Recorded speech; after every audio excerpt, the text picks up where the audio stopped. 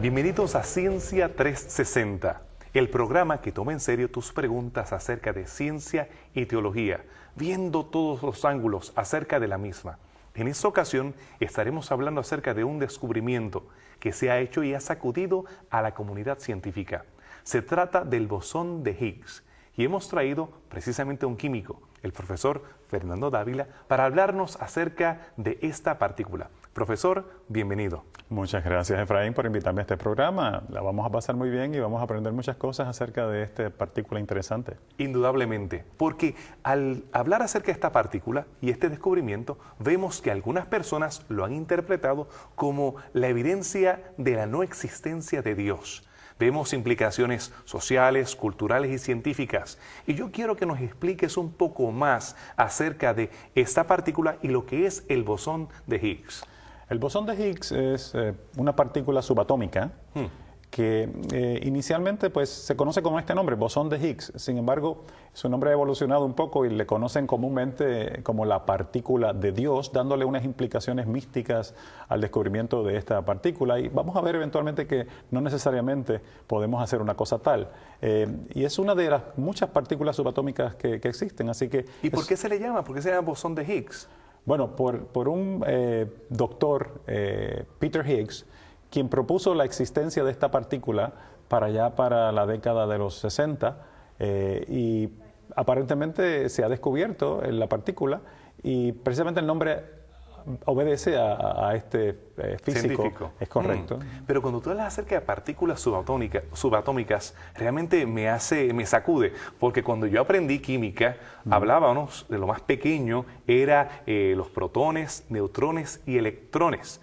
Así que cuando hablas acerca de partículas subatómicas, estamos hablando de algo más pequeño que estas tres que ya yo conocía. De hecho, existen esas tres partículas, como bien mencionas, pero hay otras partículas más. Están los quarks. Y todo eso cae dentro de una categoría de partículas que se conocen como los fermiones. Vamos a hablar un poquito acerca de eso para que veas, existen muchas otras partículas. Sabrá Dios cuántas más pueden también existir. Bueno, para que todos podamos seguirte, quiero que me hagas un resumen. Como sabes, yo soy arqueólogo, tienes que ir bastante atrás para capturar mi atención y que yo pueda comprenderlo bien. ¿Cuán atrás tú puedes ir para describirme el estudio de las partículas que componen la materia y cómo hemos llegado hasta esto que es lo más reciente, que es de lo que se está hablando en estos días? Bueno, si vamos a hablar del modelo atómico, debemos irnos al año 400 antes de Cristo. Ahora estás hablando conmigo. Allí había una persona que se llamaba Demócrito, que era un filósofo griego, y este filósofo griego habló acerca de partículas que comprendían la materia. Decía, existen unas partículas indivisibles que componen todos los elementos y estas partículas indivisibles llevan el nombre de átomo. Ahora estamos hablando en griego, eso captura mi atención. Pues mira, la palabra griega átomo precisamente quiere decir que no se puede dividir. Como El prefijo a, correcto. Ateo, apolítico y demás tiene que ver con esa raíz. Exactamente. El prefijo. Es correcto. Para aquel entonces los elementos eran bien sencillos. Se decía que solamente existía la tierra, el agua, el fuego y el aire. Esa es la tabla periódica que yo quería que me enseñaran en la escuela, pero... Por decirlo así, es una tabla simple, ¿verdad? 4 Bastante. elementos, ahí están sobre 100 elementos en la actualidad. Así que da un poco más de trabajo aprenderse la tabla periódica ahora. Y cuando terminemos de hablar de las partículas subatómicas, se está creando, por decirlo así, una tabla periódica a nivel subatómico. Wow. El análogo de, imagínate cuántas partículas puede haber allá adentro. Impresionante. Yo tuve que recientemente estudiar la tabla periódica con mi hijo. Y se nos hizo bastante complicado el repasar. Yo lo que había estudiado, me fascina la ciencia, pero había perdido mi capacidad de poder memorizarme todos esos nombres y los estuve repasando con él. Pero tú me hablas de ahora partículas sumamente fascinantes, todo un universo en los pequeños átomos y los esfuerzos que se están haciendo para poder descubrirlo. Pero esa teoría de Demócrito duró bastante tiempo.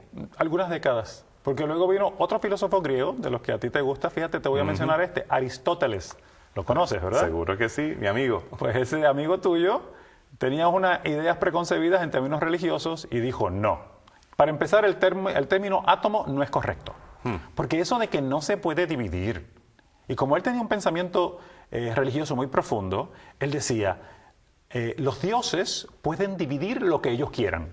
Así que decir que existen partículas indivisibles, eso atenta contra el poder de los dioses. Así que nuestro amigo Aristóteles frenó el desarrollo de la teoría atómica por cerca de 2000 años. Cerca de 2 milenios paró los conceptos de la religión equivocados, todo ese periodo de la Edad Oscura y demás, desgraciadamente, por ese concepto. Qué triste. Pues Grecia lo hizo, como bien mencionamos, pero también Roma toma de Grecia. Y ya tú sabes que todo ese oscurantismo romano le trajo muchos problemas. Pregúntale a Copérnico y pregúntale a Galileo con su teoría heliocéntrica, que sabemos que estaba en lo correcto.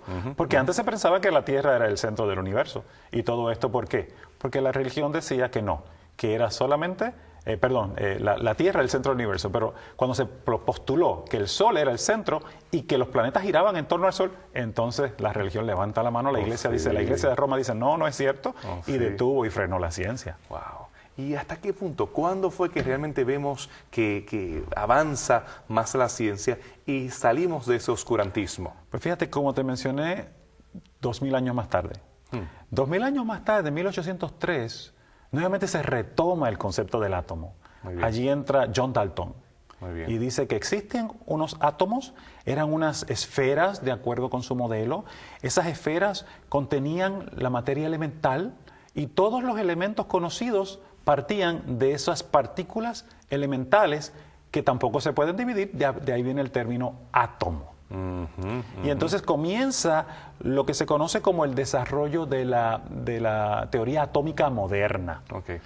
Poco después viene, entonces, después de Dalton, viene J.J. Thomson, que establece que existían los electrones. Y los electrones eran entonces partículas subatómicas. No es solamente una esfera, sino ahora tenemos partículas que giran o que estaban, bueno, él no lo miraba como que giraba, porque primero pensaba que estaban dentro de esa esfera, pero eran partículas diferentes al resto de la composición, de ese núcleo del átomo. Pero más adelante también vienen otros científicos y siguen aportando en este desarrollo. Viene Rutherford y dice, no, aquí hay unas órbitas y aquí hay unos electrones, y esos electrones están girando en torno a esas órbitas, y vienen a desarrollarse los modelos, siguen encontrándose partículas cargadas positivas, que son el protón, partículas con carga negativa, que ya vimos que era el electrón, partículas que no tienen carga, los neutrones. Y entonces tenemos un modelo atómico donde tenemos un núcleo con protones y con neutrones y electrones orbitando alrededor. Ese es el modelo atómico que más o menos te parece que estudiaste, ¿verdad? Ya estás llegando a casa, ya te estás conectando conmigo. Y vemos que en este contexto, cuando hablamos acerca de los protones, los electrones, la carga, la energía que allí se genera, vemos que esta es la manera que ellos hacen diferencia entre los diferentes elementos. Y ahí es que nace la tabla periódica y entonces pueden determinar qué elementos, dependiendo de su número, su peso atómico, entonces se siguen clasificando. Correcto, y el número de electrones que tiene, el número de protones, los orbitales, porque entonces luego se entiende, no, estos electrones no están orbitando aleatoriamente, hay unas órbitas definidas, hay unos niveles de energía asociados a esas órbitas, y esos niveles de energía están cuantizados.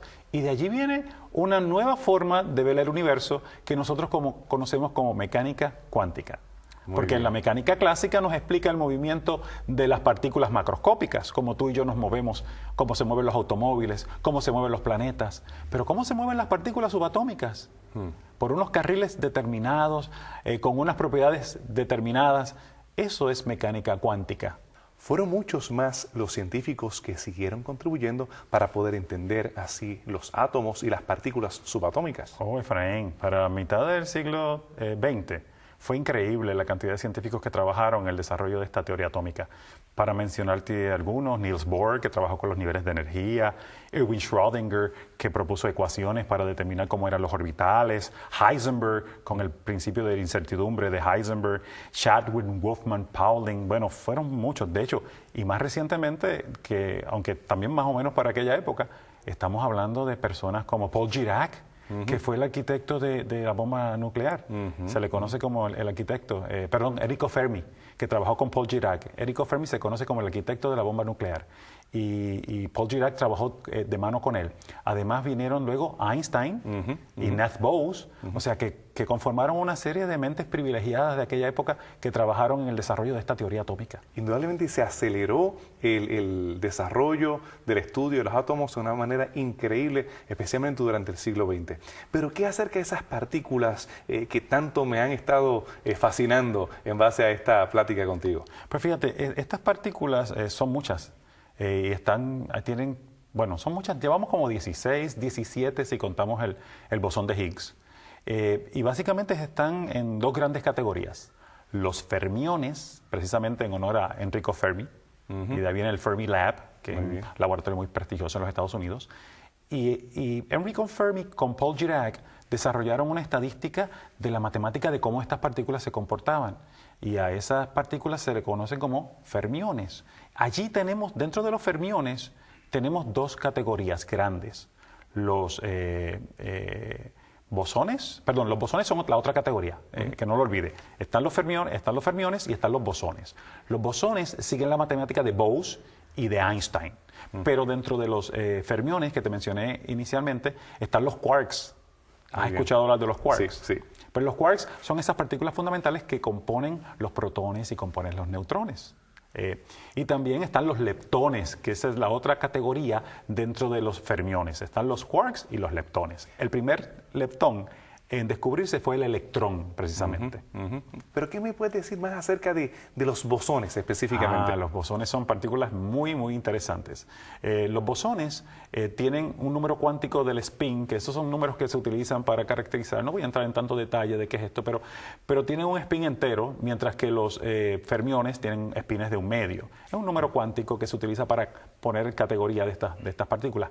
Pero los bosones se les atribuye la peculiaridad de cargar las fuerzas. Se le llaman gauge bosons en inglés porque cargan las fuerzas que gobiernan el universo, por decirlo así.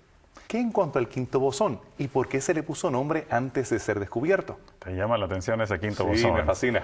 Pues ese quinto bosón fue concebido mentalmente antes de que tú nacieras posiblemente. Wow. 1964, sí. Hace varias décadas. Ese quinto bosón sale de una teoría que se utilizó para explicar las fuerzas que gobiernan el universo. Las 4 grandes fuerzas. Podemos comenzar con la fuerza de gravedad, es una fuerza que todos conocemos. Hay otra categoría que se conoce como las fuerzas del electromagnetismo. El electromagnetismo, la conoces muy bien, un electrón moviéndose te genera un campo electromagnético. También podemos hablar acerca de las fuerzas que se conocen como las fuerzas fuertes. Las fuerzas fuertes son las que mantienen ese núcleo unido. Acuérdate que tú tienes un núcleo donde tienes protones, los dos tienen cargas positivas y están ahí unidos en ese núcleo. ¿Cómo podemos explicar eso? 2 cargas positivas que están allí. De hecho, ahí entra un bosón en juego. Ese bosón se llama el gluón y viene del inglés glue, para mantenerlos unidos. Agarraste el concepto, una pega que mantiene unidos. Y así no salen por ahí, disparados. Salen disparados. Son los que mantienen los quarks unidos en los su lugar. Protones y en los neutrones. Muy bien. También tienes otras fuerzas como las fuerzas débiles, que son las fuerzas pues, del decaimiento radioactivo de algunos elementos radioactivos. Pero los bosones en particular, tú conoces un bosón de manera muy peculiar. Nosotros estamos siendo iluminados en este estudio por unas partículas que no tienen masa. ¿Cómo se llaman esas partículas sin masa? Bueno, fotos es del griego. Correcto. Tendríamos que... Ese es el área que te gusta, ¿no? Sí, ahí vamos al griego. Fotos, ¿y cómo le llamaríamos? Fotones. Fotones. Esas partículas de luz. Muy bien, muy bien. Pero esas partículas de luz no tienen masa, no estamos siendo bombardeados ahora con las cargas de luz, no nos están afectando el rostro en términos de nos están golpeando. Eso es un bosón. Muy bien. ¿Okay?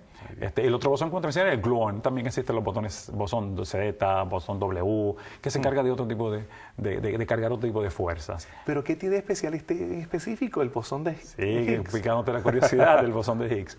Pues este bosón de Higgs, de acuerdo con esta teoría estándar, que así se le conoce a esta teoría desarrollada en el 1964 por Peter Higgs y otros 5 otros colaboradores, ¿no? Pero fue él el propulsor principal.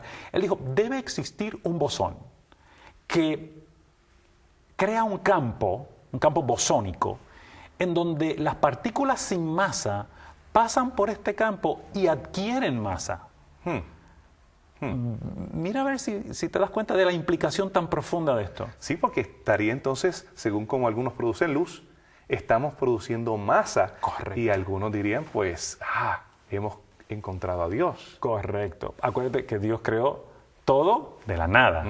Y precisamente una partícula sin masa, como son los fotones, ¿verdad?, pasan por el campo de Higgs e interaccionan con este campo de Higgs. Hay unas partículas que pudieran interaccionar más o menos con este campo. Si la interacción es muy fuerte, pues tiene más masa. Si la interacción es menos fuerte, pues entonces adquieren menos masa. Así que todo lo que existe tiene masa. Sí, pero eso explica toda la efervescencia. Las explicaciones son increíbles. Exactamente. Imagínate tener el control de la creación de la masa. Claro, ahora comprendo. Y entonces, por esa razón se le conoce como esa partícula de Dios, por esa posible capacidad de generar, de crear materia. Por decirlo así, sí. Podríamos pensar en este ángulo, ¿no?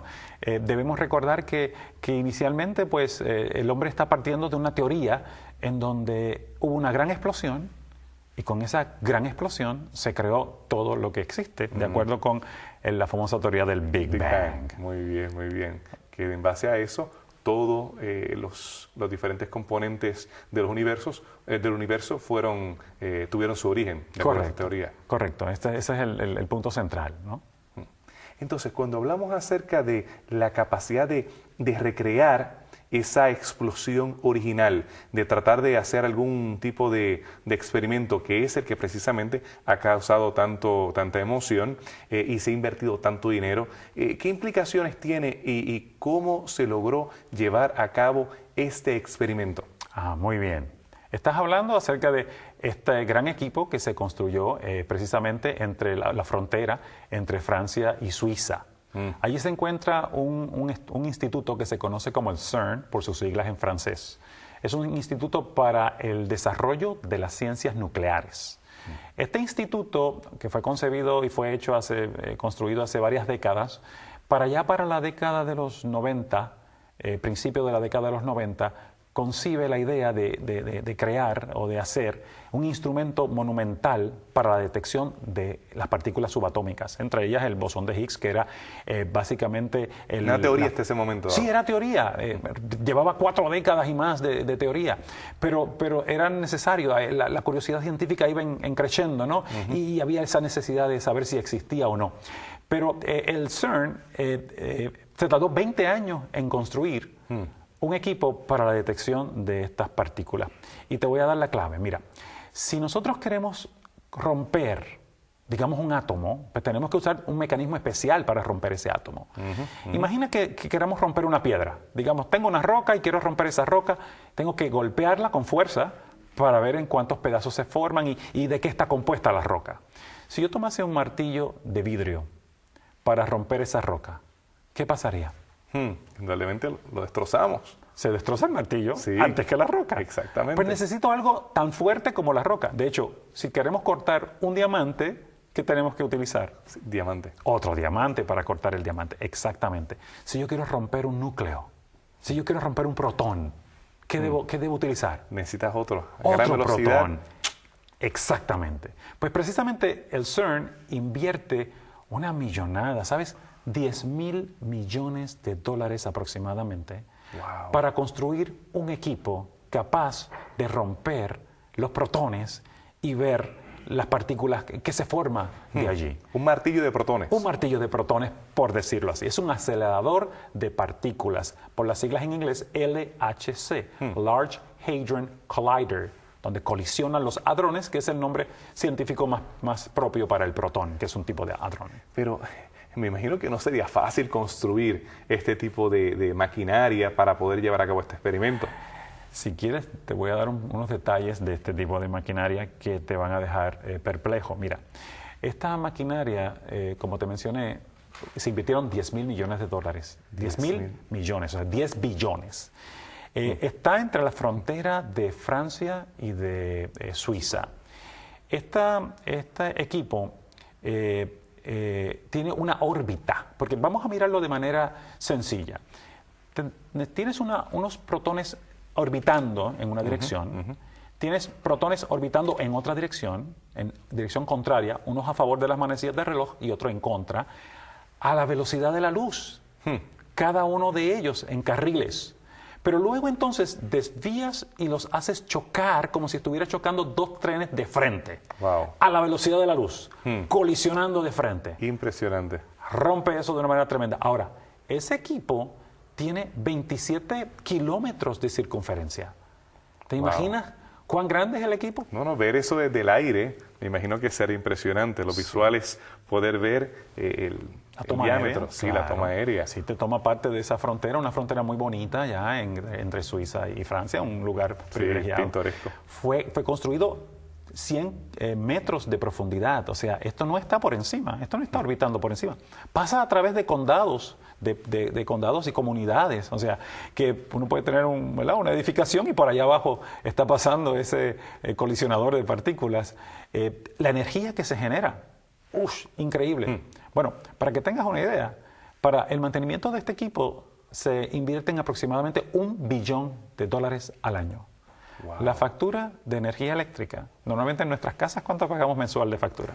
100 y tantos. 100 y tantos, pues allí se pagan aproximadamente $2 millones de factura de energía eléctrica. Es la cantidad de energía que se está usando. Se puede utilizar toda esa energía eléctrica para iluminar a todos los condados que están alrededor. Me imagino, no es para menos, no es para menos. ¿Y qué en cuanto al calor que genera? Porque eso es una colisión y según yo he leído acerca de la bomba de hidrógeno, de la bomba atómica, estamos hablando acerca de calor que es liberado. ¿Cómo ellos evitan que allí tengamos un gran hoyo negro o algo? Incluso hubo gente que estuvo hablando acerca de teorías de conspiración de que el fin del mundo iba a ocurrir precisamente cuando el pasado verano esta máquina comenzara a funcionar. ¿Qué en cuanto a esa energía y el calor? Veo que estás bien documentado en cuanto al tema. Más o menos. Mira, la energía que se genera, para que tengas una idea, se estima que es 100,000 veces la temperatura del Sol, del corazón del Sol. Wow. Preguntarás por qué no se derrite el instrumento. Porque estamos hablando de un espacio sumamente pequeño. Okay. Es un espacio minúsculo en donde se genera toda esta energía. Son 7 teraelectronvoltios de electrones orbitando en esta órbita, más 7 teraelectronvoltios en la otra órbita, para un total de 14 teraelectronvoltios en esa colisión. Wow. Para mantener ese equipo y para mantener esos protones orbitando, fueron necesarios electroimanes, superconductores, para mantenerlos en órbita. Para mantener esa órbita, esos electroimanes, esos superconductores, necesitan una gran cantidad de helio líquido. Son como 2,000 toneladas de helio líquido para enfriar todo el sistema. Pero ese helio líquido necesitas, para que no se vaya, se preenfría con nitrógeno líquido. Llega aproximadamente a 1.9 Kelvin, para ser más exacto, la temperatura que están enfriando estos superconductores. Así que tienes temperaturas tan altas como 100,000 veces el core, el corazón del Sol, y tienes unas temperaturas tan bajas como 2 Kelvin. A 0 Kelvin no hay movimiento ninguno. Ese es el cero absoluto en la termodinámica, que existe solamente en papeles. Wow, que todavía no se ha podido probar. Pero entonces, este pequeño Big Bang a escala ha podido generar bastante interés y algunos resultados que tal vez eran de los que ellos estaban esperando. Bueno, cierto, pero quiero contestar todavía otras preguntas que me hiciste anteriormente. Mira, mencionaste algo bien interesante, y es que ellos temían de que en este mini Big Bang se fuera a crear un pequeño hoyo negro. Y de hecho, hubo muchas teorías en cuanto a ese asunto. Recuerdo algo triste, una muchachita que se quita la vida un día antes de la colisión pensando que todo el mundo se iba a ir por este agujero negro. Recuerda que solamente necesitas crear un pequeño agujero negro y luego ese va a seguir absorbiendo todo lo demás y va a seguir fortaleciéndose. Y pues se temía eso. Y de hecho, ellos llegaron a decir, cabe la posibilidad, Wow. pero estamos tomando las medidas para que eso no ocurra. Bueno, de todas maneras, eso fue algo que se mencionó. Me preguntaste acerca de la última pregunta que me hiciste. Sí, acerca de las implicaciones que tienen que ver sobre la existencia de Dios, que muchos, aunque ese no era el propósito principal del experimento, pero muchos han implicado la no existencia o existencia de Dios en base a los resultados de este experimento. Todo tiene que ver con un libro escrito por Leon Lederman. Él lo escribió en el 1990 y hubo un reprint en los años 2000, en donde él hablaba de esta partícula como la maldita partícula, porque no se conseguía. Era como ese eslabón perdido que existe en el mundo de la evolución. Ese bosón de Higgs era como el eslabón perdido en ese mundo subatómico. Y como no se podía conseguir tan fácilmente, es una partícula que dura 10 a la menos 23 segundos, imagínate, instantáneamente se desaparece. Era muy difícil conseguirla y él le decía la maldita partícula de Dios. Pero el editor, muy sagazmente, para buscar promoción y ventas, le quitó lo de maldita partícula y lo dejó como la partícula de Dios. Okay. Pero y de hecho él es ateo, Lederman es ateo, Peter Higgs también es ateo, pero ellos están muy tristes del giro que esto ha tomado, porque ellos no pretendían, bajo ninguna forma, establecer o no la existencia de Dios utilizando el descubrimiento de esta partícula. Entonces, ¿podremos descartar la existencia de Dios en base a este experimento como algunos han tratado de implicar? En ninguna manera.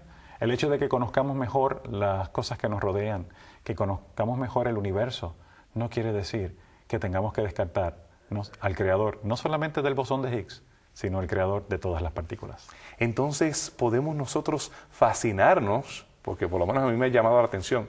Si has podido levantar la atención de un arqueólogo, me imagino que los televidentes también, acerca de las partículas subatómicas. Es todo un mundo el que tenemos más allá del átomo que supuestamente era indivisible. Así que vemos que ese término átomo no aplica. No aplica. Y que hay un universo vasto también, no solamente mirar ese mundo subatómico. Mientras más poderosos equipos tenemos para mirar ese mundo subatómico, nos maravillamos encontrando más partículas. Mientras más potente encontramos los telescopios, más galaxias y más universos se abren para nuestro estudio. Así que en esas pequeñas aberturas que tenemos de conocimiento, no solamente porque para mí es impresionante ver experimentos como en el Hubble, que podemos mirar hacia el espacio y ver la grandeza del universo, en este caso vamos a lo pequeño, a lo diminuto, a poder ver lo intrínseco, lo maravilloso que es la creación de este universo. Y yo creo que ustedes, amigos televidentes, también han sido fascinados por esta experiencia que hemos tenido. El poder ver lo complejo, lo único, lo particular que es el universo. Algo tan pequeño como el bosón. Poder entender que Dios es un Dios maravilloso. Le esperamos en la próxima.